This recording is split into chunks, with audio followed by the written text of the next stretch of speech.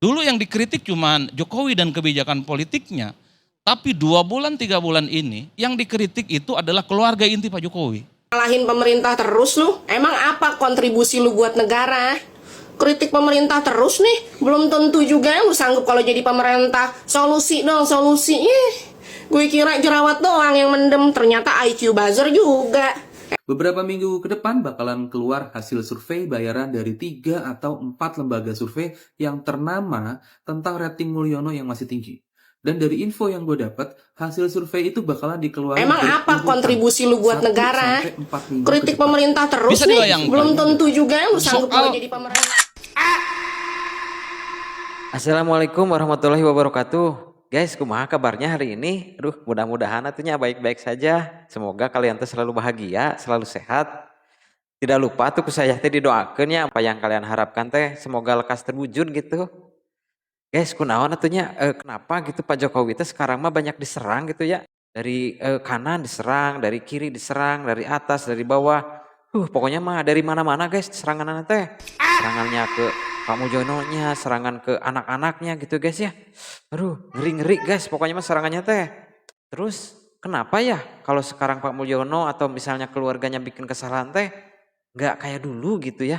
Kalau dulu mah tuh pasti aja ada yang ngebelanya, rame-rame gitu ngebelain Pak Mulyono gitu ya. Tapi kenapa ya sekarang mah pada diem gitu ya. Yang ini yang biasa ngebela diem, yang itu yang biasa ngebela juga diem.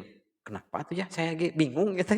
Apa mungkin karena Pak Jokowinya udah mau lengser gitu ya? Aduh, maaf ya guys, itu mah cuma pendapat saya aja. Ya udah tuh, mendingan kita lanjut ke videonya aja. Gaskeun lah. Ini ada dari videonya. Susah Bang Karno, banget guys. nyari narasumber yang bersedia membela Jokowi. Jadi semuanya pasif. Dulu yang dikritik cuman Jokowi dan kebijakan Ini Mas Adi politiknya, Prayitno, guys. tapi 2 bulan 3 bulan ini yang dikritik itu adalah keluarga inti Pak Jokowi. Bisa dibayangkan, soal roti harganya 400 jadi ramai. Private jet yang tidak lolos macam-macam, misalnya dia sering ke Solo. Betul, Itu kan foto-foto eksklusif Bang. Rakyat biasa seperti saya, cuman dosen dan petani, nggak mungkin mendapatkan akses foto-foto yang sifatnya eksklusif. Betul sekali Mas Adi. Itu pasti bocor dan netes dari dalam. Itu nggak gampang. Belakangan juga ramai di X, kebetulan saya juga belajar X tahun ini Bang, mualaf di X saya, di Twitter. Orang ramai bicara tentang akun Fufu Fafa. Itu ramai betul itu. Bisa dicek akun Fufu Fafa itu tuduhannya ke siapa. Dikaitkan dengan salah satu wakil presiden terpilih di negara ini. Sekalipun sudah dibantah. Tapi para pegiat netizen itu mengasosiasi ke salah satu nama. Dan isinya, Masya Allah itu. Kritik. Wakil presiden kan cuma satu, bukan salah satu. Abang lah tafsirkan itu. Dan akun Fufu Fafa itu screenshotnya luar biasa betul. Prabowo dihabisin, dikritik. Para artis, PKS, semua kelompok-kelompok kritis saat itu dihabisin Bang. Dan itu ramai. Ini menunjukkan betapa konsolidasi kekuatan hari ini tidak sekuat 10 tahun yang lalu. Jaring pengamannya itu meleleh satu persatu. Ini menunjukkan satu hipotesa bahwa ketika seseorang tak lagi menjadi pejabat publik, dia hanya tinggal nunggu waktu bahwa di akhir masa jabatan kekuatan politiknya, secara perlahan dia itu akan tak lagi dikenang oleh publik secara umum. Itu pertama ya. Nah, yang kedua, yang ketiga, lalu apa what's next lah bagi Pak Jokowi setelah tak jadi presiden? Pilihannya bagi saya, kalau Pak Jokowi membiarkan para kritikusnya itu membabi buta dan akan muncul partai politik, kelompok-kelompok civil society yang kritis akan fight back, nyerang secara terbuka tanpa ada yang memberikan backing politik ke Pak Jokowi, maka Pak Jokowi cukup pulang ke Solo, tinggal di Karanganyar, di tanahnya yang luas. Tapi kalau ada harapan, serangan-serangan publik ke depan itu semakin masif, semakin intensif, maka wajib hukumnya bagi Pak Jokowi harus punya sandaran politik yang kuat. Karena ke depan yang dibicarakan orang itu bukan soal approval rating lagi, bukan soal ada anaknya jadi wapres, bukan soal menantunya jadi gubernur, bukan itu lagi. Tapi dosa-dosa politik Pak Jokowi akan dihitung dan diakumulasi selama 10 tahun dan akan muncul serangan-serangan balik. Di situ yang paling nyata pasti PDIP. Di situ juga ada kalangan mahasiswa. Di situ ada kalangan kelompok-kelompok civil society. Di situ adalah kelompok-kelompok para pendukung Jokowi yang kecewa hari ini, Pak. Itu saya kira akan fight back, akan menguliti satu persatu persoalan-persoalan manuver politik ekstrim yang dilakukan oleh Pak Jokowi.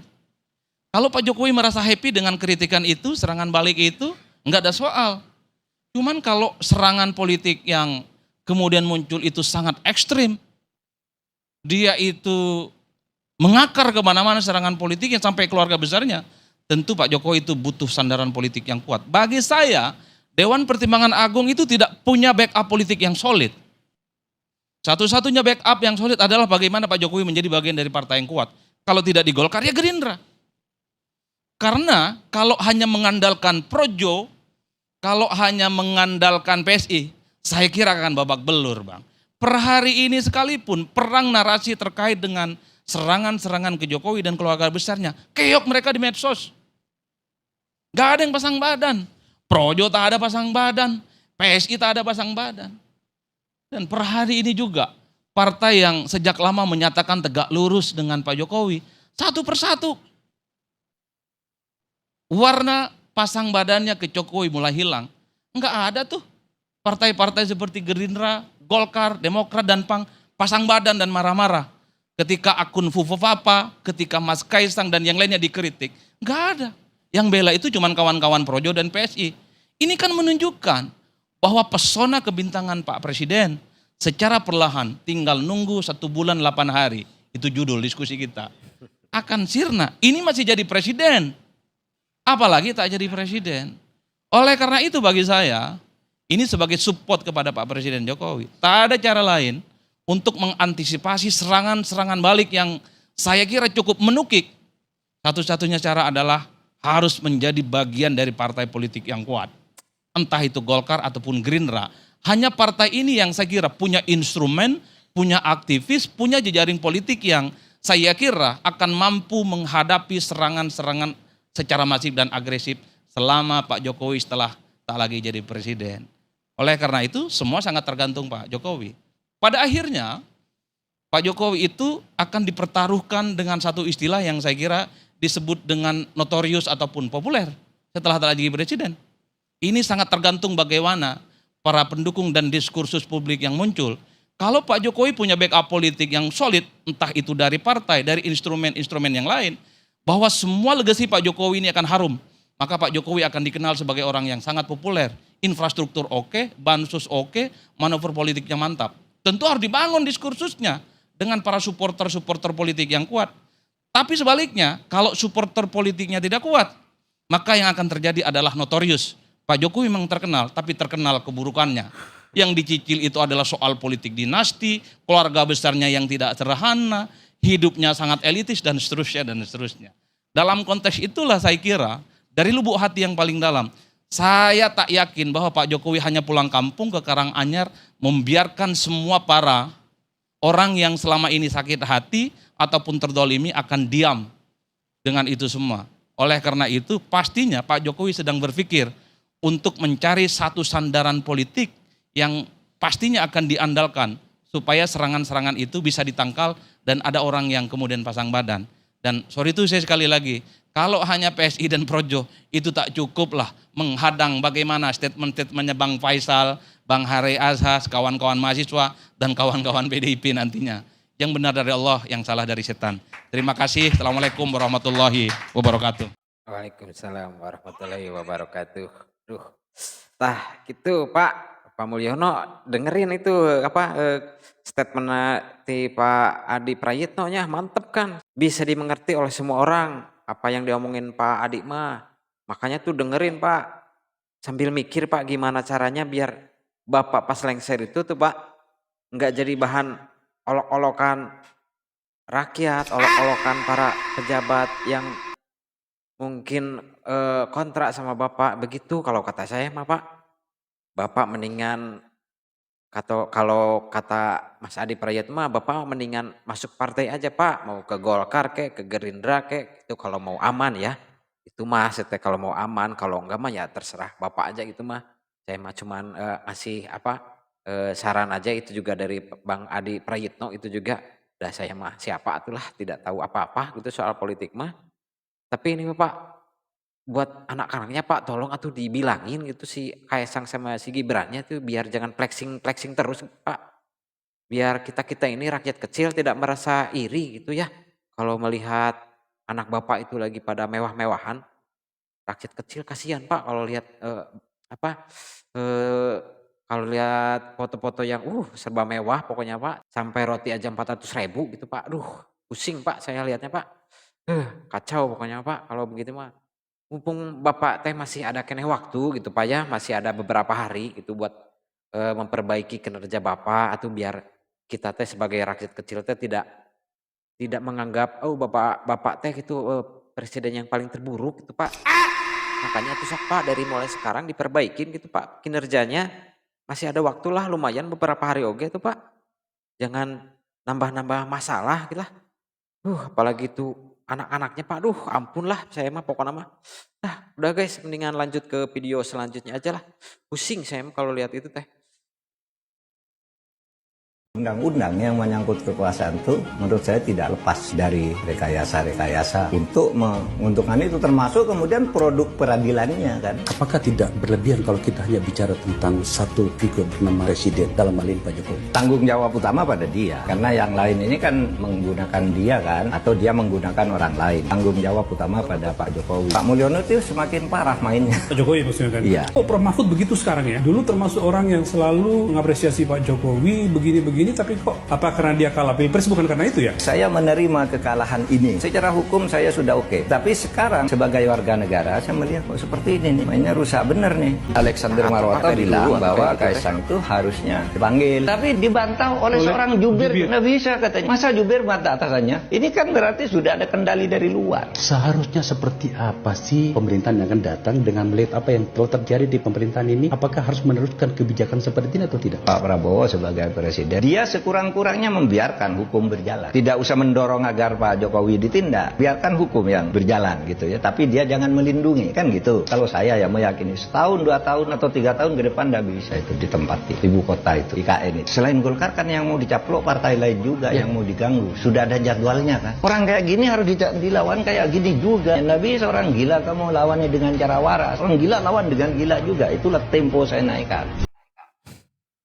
Mantap tuh Pak Mahfud tehnya. Lanjut lagi guys videonya guys. Gue baru aja dikasih info-info untuk acaranya si Mulyono minggu depan dan seterusnya yang bikin pengen. Lu pada lihat kan, belakangan ini si Mulyono lagi sering minta maaf ke banyak pihak. Padahal menurut gue lebaran kan masih tahun depan.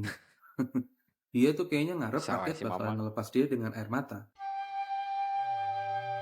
Ya kalau menurut gue hal itu bisa terjadi sih. Tapi air mata kebahagiaan akhirnya dia lengser. Bukan air mata karena ditinggalin dia. Nah, drama ini adalah awalan sebelum dikeluarin hasil survei abal-abal nanti. Oke? Beberapa minggu ke depan bakalan keluar hasil survei bayaran dari 3 atau 4 lembaga survei yang ternama tentang rating Mulyono yang masih tinggi. Dan dari info yang gue dapat, hasil survei itu bakalan dikeluarin berurutan 1 sampai 4 minggu ke depan. Lu bisa bayangin gak tuh?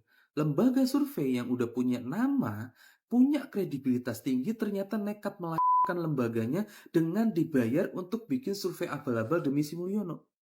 Harusnya tuh mereka bisa menjaga kehormatannya. Bukan malah menjual diri ke Mulyono. Ya kan? Kalian udah capek-capek merintis lembaga survei dari nol sampai segede sekarang dengan integritas tinggi sampai akhirnya dipercaya publik. Kok you mau terima duit untuk melahirkan kehormatan? Selain itu, katanya dia juga udah siapin pasukan buzzer untuk mengglorifikasikan hasil survei sama ngasih support ke orang-orang yang udah disiapin buat ngebelain si Mulyono di depan publik. Ya, mungkin aja bisa para artis atau influencer bayarannya dia lah. Dan yang paling membagongkan adalah si Mulyono dan timnya katanya juga lagi mengkondisikan media untuk ngehold semua berita negatif tentang dia pas hasil surveinya itu keluar. Plus gue juga ngedenger masih ada rencana dari Mulyono untuk bikin drama, yaitu soal rencana ngumpulin massa untuk ngelepas dia seperti waktu dia diantar ke istana tahun 2014 yang lalu. Cuman bedanya, kalau tahun 2014 dulu itu semuanya tulus, datang dan bergerak dari hati untuk nganterin si Mulyono ke istana. Kalau sekarang itu dimobilisasi dan bergerak karena duit dan nasi bungkus. Betul. Semua rencana Mulyono ini akan berjalan lancar dan damai kalau kita semua diem dan gak kritis. Gue gak ada urusan sama pribadi ya. Cuman gue gak terima juga kalau ketulusan hati rakyat Indonesia dimanfaatin dan ditunggangin cuman karena demo kepentingan pencitraan politiknya si Mulyono. Dan sebagai penutupnya, gue pribadi lebih senang dibully karena info-info yang gue dapet ini gak kejadian. Daripada ini bener-bener kejadian sampai akhirnya memanipulasi pikiran dan perasaan rakyat Indonesia yang terkenal tulus dan sangat menghormati orang lain. Apa lo? Halo guys, ada berita terbaru soal Pak Jokowi. Ya, statement terbaru lah ya. Jadi Presiden Joko Widodo meminta agar seluruh menteri tidak membuat kebijakan ekstrim selama masa transisi pemerintahan. Pak Jokowi menekankan pentingnya menjaga stabilitas nasional agar proses transisi kepemimpinan berjalan lancar. Nah, hal itu disampaikan Pak Jokowi dalam sidang kabinet paripurna terakhir ya, yang digelar di Istana Garuda, Ibu Kota Nusantara IKN hari Jumat tadi.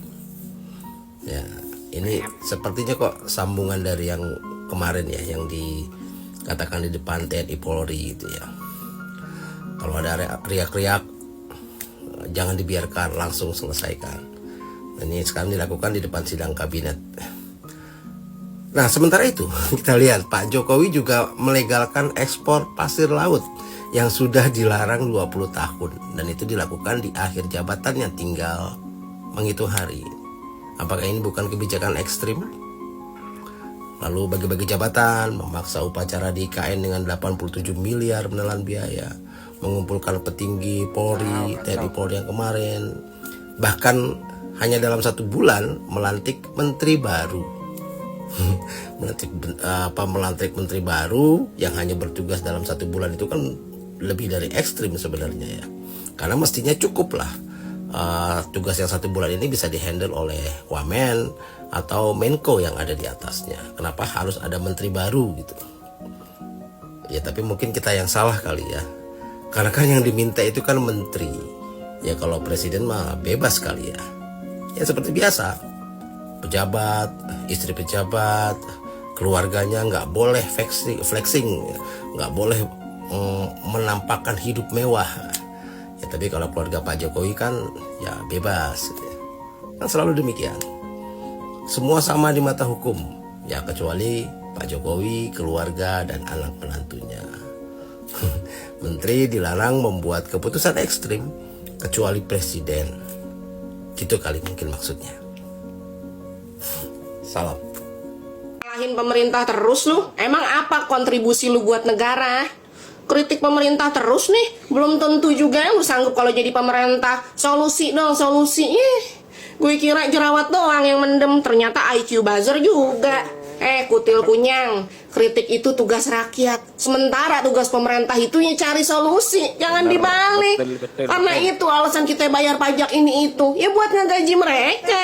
Biar mereka mikir, biar mereka kerja yang benar. Ya masa kita udah boncos ini itu, bayar ini itu, kena potongan ini itu, tapi hasil kerjanya kurang, bahkan minus. Maunya dipuji melulu. Kalau ada kebijakan yang nyenengin juga rakyat Indo mah baik-baik, pasti apresiasi, kagak usah disuruh. Lagian kalau kerjaan pemerintah bagus mah itu bare minimum kalau minjem istilahnya Gen Z. Emang udah semestinya begitu. Emang udah sewajarnya pemerintah kerjanya benar.